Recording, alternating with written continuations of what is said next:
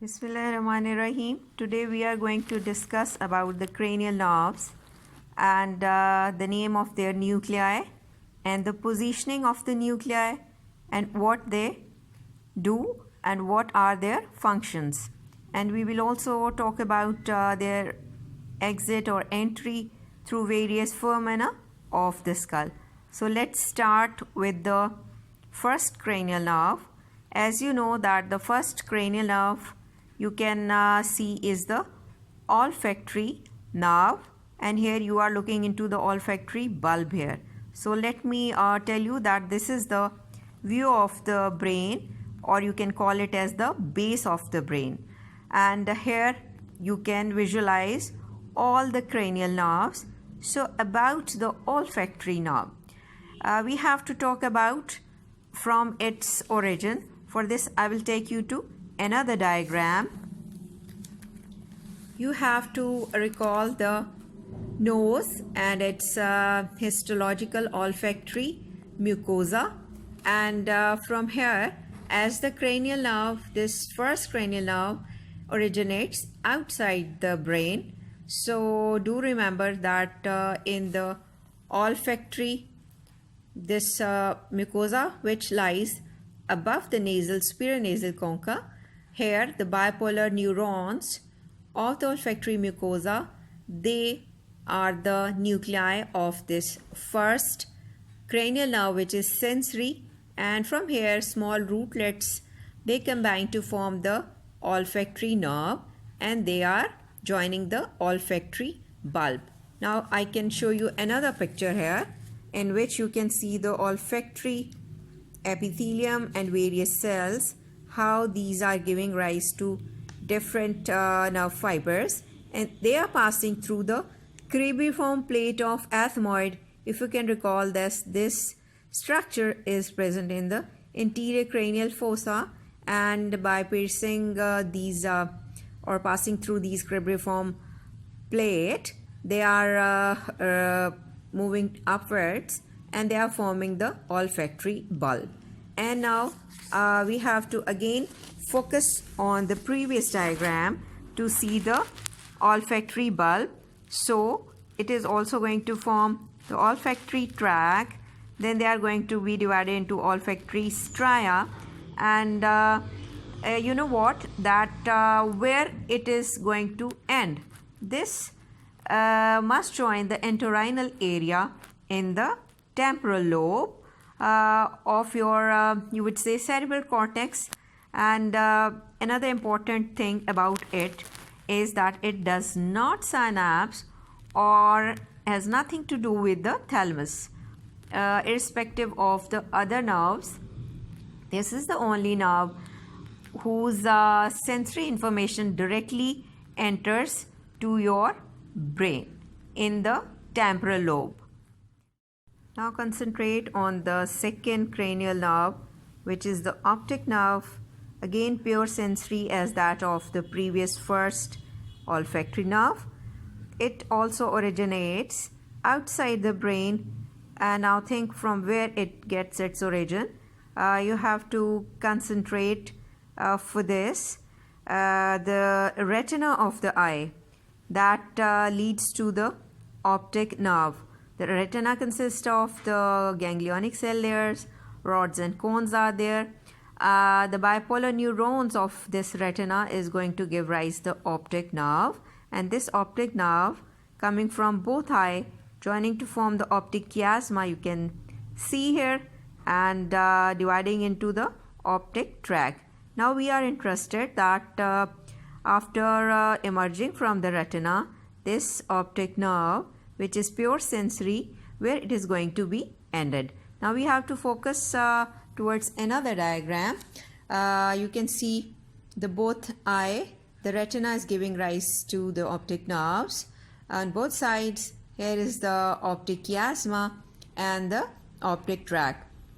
Now you can see that the nerve fibers are coming to be attached or coming towards this lateral geniculate body of the thalamus. The fibers are coming here, and some of the fibers are also coming into the superior colliculus and the pretectal nucleus of the midbrain.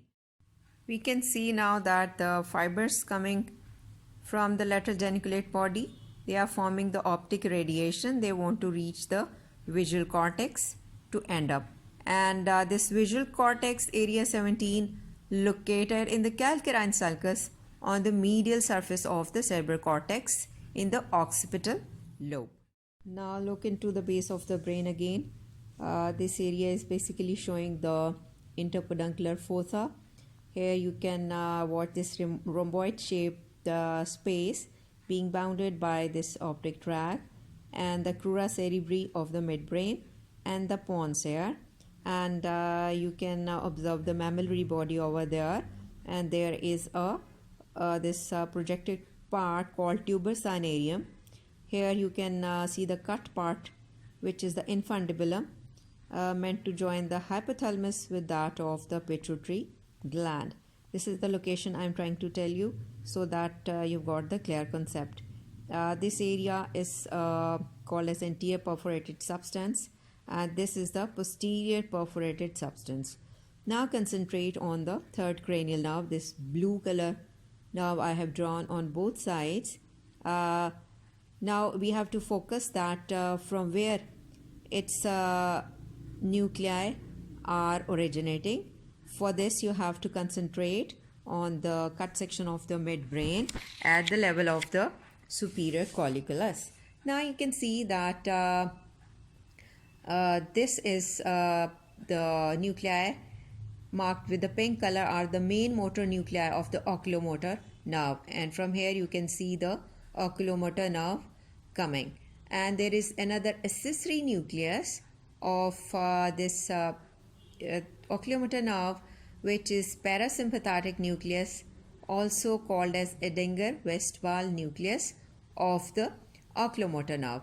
Now if you focus that these nuclei, or you can say leading to this oculomotor nerve, third cranial nerve, which is motor, also they are receiving tectobulbar fibers from the superior colliculus, and the pretectal nuclei is also giving fibers to them, and in this way they are meant to deal with the accommodation reflex and the direct and concentric light reflexes of your eye.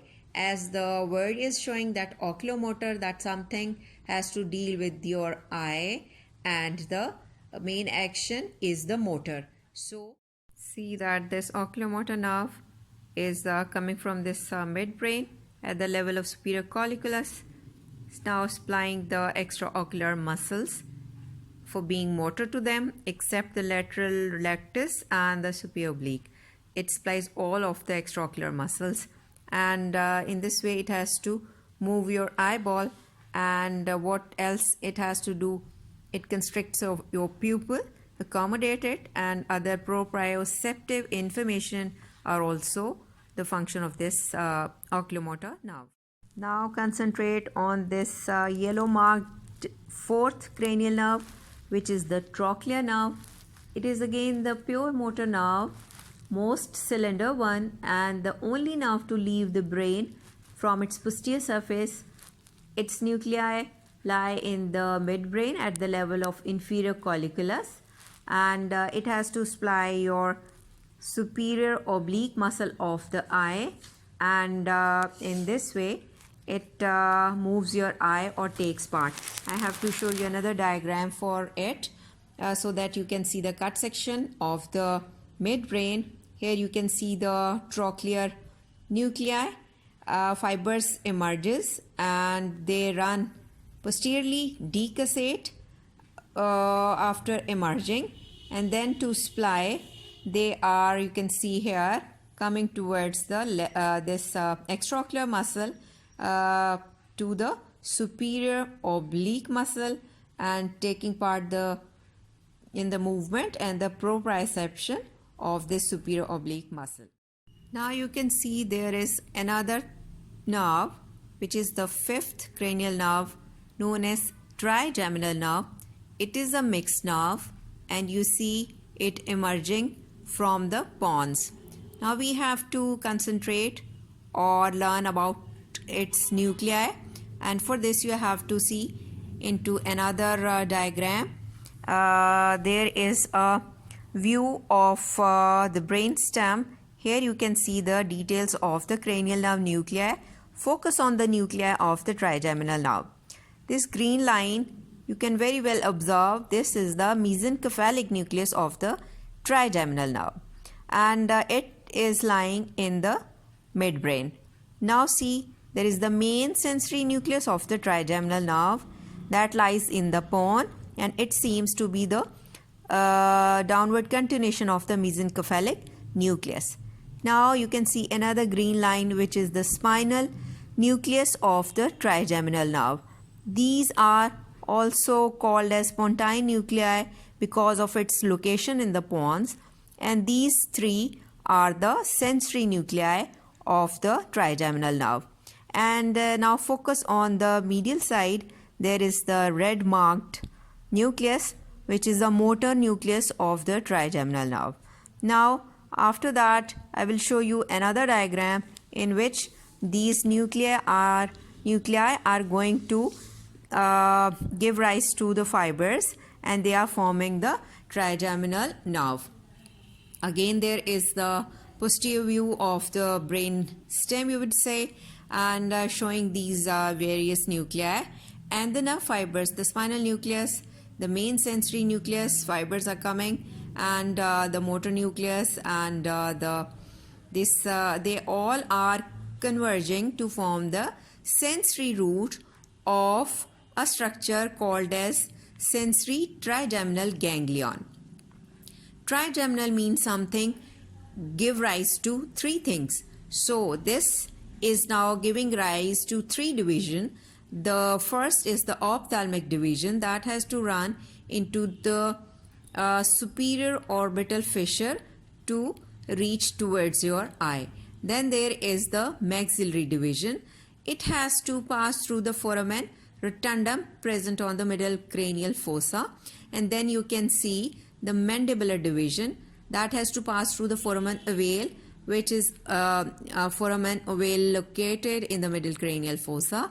And now concentrate that these two are sensory in their supply, or this mandibular nerve carries only motor fibers for the supply of the muscles, which I can name that they have to supply the muscles of the mastication and myloid, like anterior belly of digastric, tensor palatii and tensor tympani.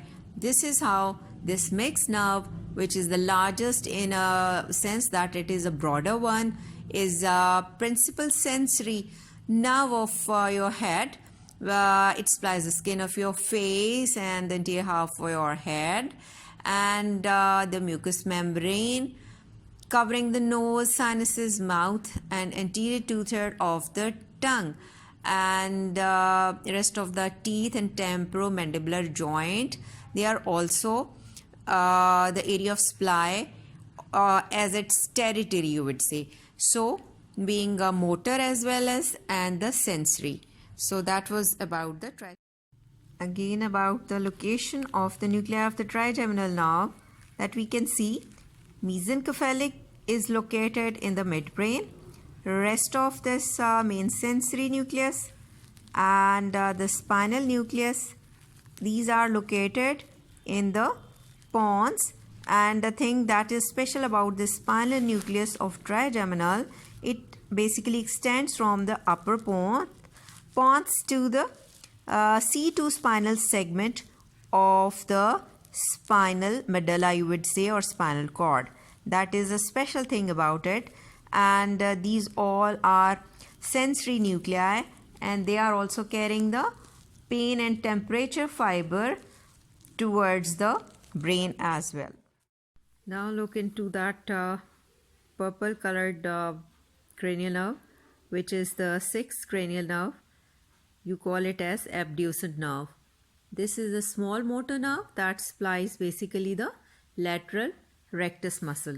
Now the nuclei of this abducent nerve is again located in the pons, and I would like to show you the pic of the cut section in which you would be looking into the nucleus. The nucleus of the abducent nerve receives the tectobulbar fibers, and these coming from the superior colliculi, and the corticonuclear fibers receiving from both cerebral hemispheres, and it also receives fibers from the medial longitudinal fasciculus, and in this way it is connected with that of the nuclei of third, fourth and eighth cranial nerves. And this nerve, after doing the intracranial course, it enters the orbit by passing through the superior orbital fissure, and then it splices the lateral rectus muscle of your eye and turns the eye laterally. Now concentrate on the leftover nerves.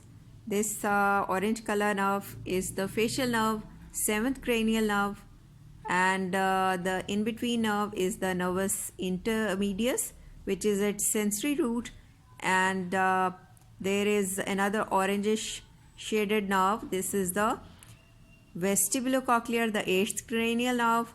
Then comes this bluish one is the glossopharyngeal nerve.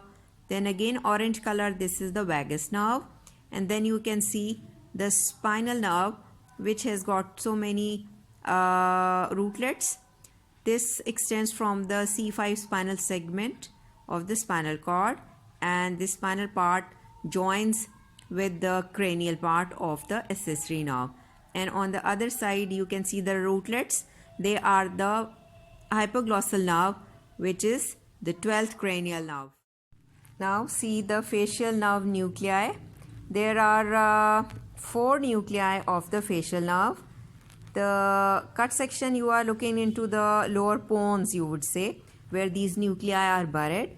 You can see the main motor nucleus, which is medial most, and the sensory nucleus, which is the lateral most. This sensory nucleus is also called as nucleus of the tractus solitarius. Its upper part takes part in this sensory nucleus, and in between this is the parasympathetic nucleus, divided into two, the superior salivatory nucleus and the lacrimatory nucleus.